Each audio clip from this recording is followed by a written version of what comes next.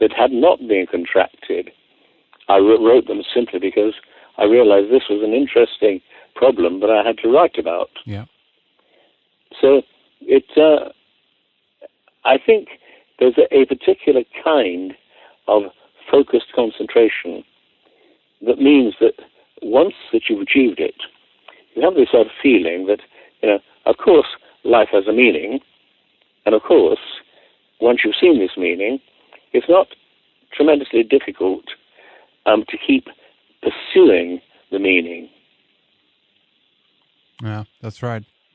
And how do you see, if we talk about the robot concept again? And I know that you come from a positive outlook, and I do too. I would agree with you, and I would even agree with what you said earlier in the program, that there's forces, if you will, outside of humanity, that we are being aided, and our experience at large is in one form or another kind of being overseen or even guided in some instances. But I also see in some cases that the robot mentality is very prominent today, and I see that is slowly taking over, if you will, and something will have to happen for this to break, for people to awake on mass. But it's always the robot is one of the best things that ever happened to human beings. We wouldn't have achieved our present level if it hadn't been for the robot. Right.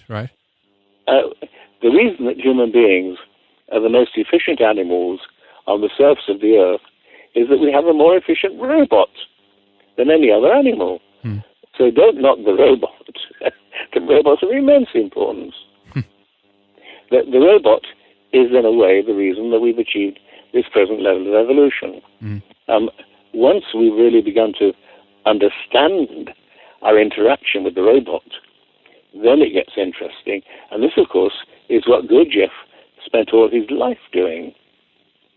He was interested. You see, when he talked about sleep, what he meant was that the robot, the fact that man is mechanical. Do you think that that's in a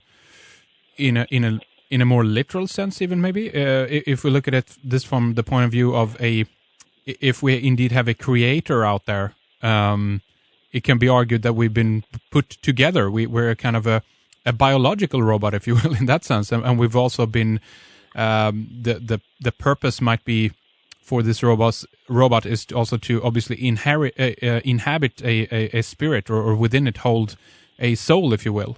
Would you agree with that, Colin? Well, I have a feeling that many things are intended. In other words, there's already a force there pushing us in a particular direction.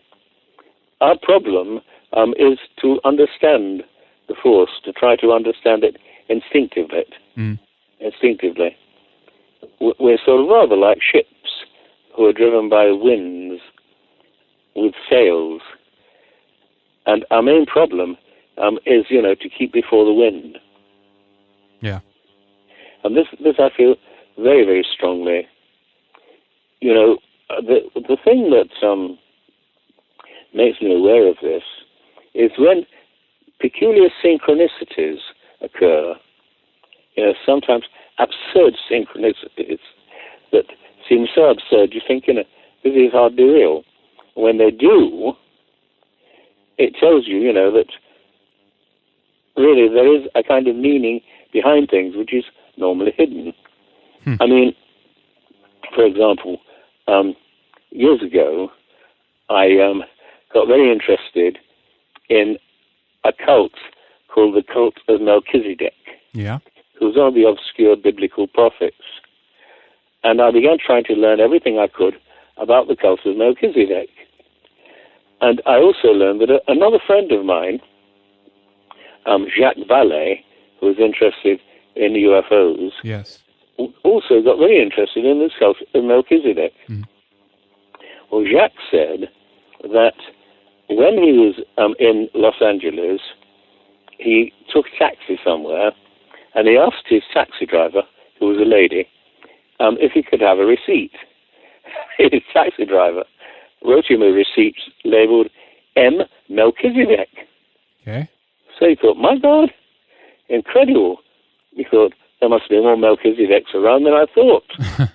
So I looked in the Los Angeles phone directory, which, as you know, is sort of about 10 feet high. There was one Melchizedek, his taxi driver. No. Now, when Jacques had told me this story, I happened to be writing an article on this subject of synchronicity. And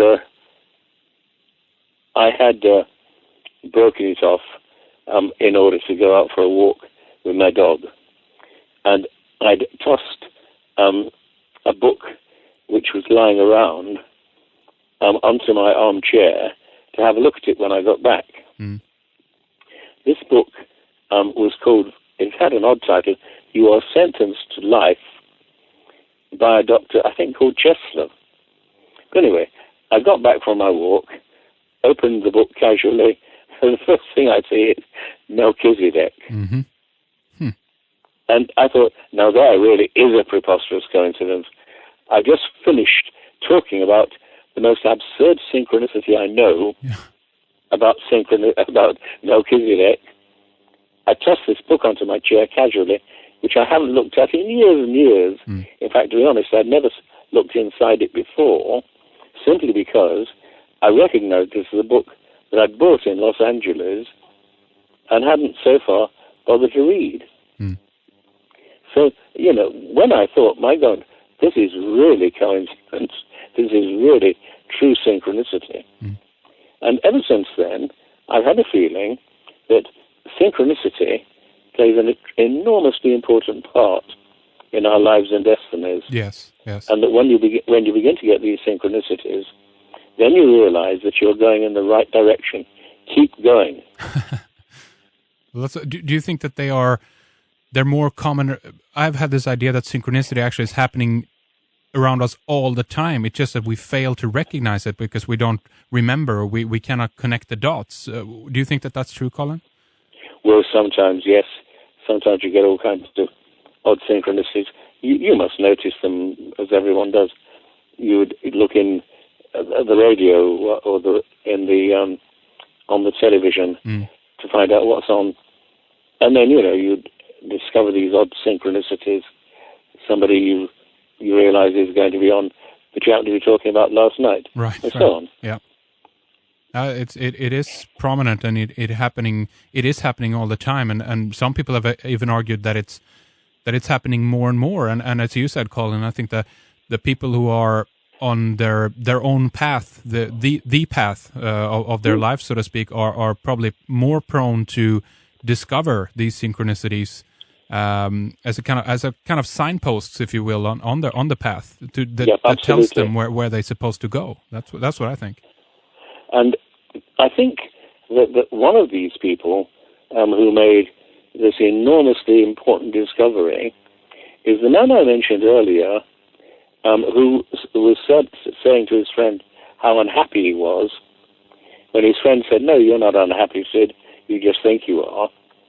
And this hit him as a revelation. Mm. Now, that guy was called Sid Banks, and he's become actually a quite well-known teacher in California since then. Mm-hmm. Not in any way an intellectual, a person, without any real background or education, almost an ordinary working man. But the point was, when his friend said, "No, you're not unhappy, Sid, you just think you are," this revelation was enough to alter his whole life. So it's not difficult. Yeah, that's right. It's all about the approach to life and how we think about life. Colin, I'd like to fire off a question here from one of our listeners that came in through our submission form here, and basically it's the question goes like this: You've written extensively on schizophrenia, and at least a bit on Freemasonry, and the person who's writing is asking if you have any thoughts on the Freemasons' inordinate interest in schizophrenia, and he brings up an example that there's numerous Masonic clinics in the U.S. and maybe even elsewhere dedicated to its investigation and treatment. So this person wonders if you have any thoughts on that. No, unfortunately, I can't help your listener, but what he says fascinates me because I am quite interested in the Freemasons, and also, of course, very interested in the problems of the mind, of schizophrenia particularly. Yeah. So if you can send me some more sometime, maybe drop me an email about it, I'd be most grateful. All right.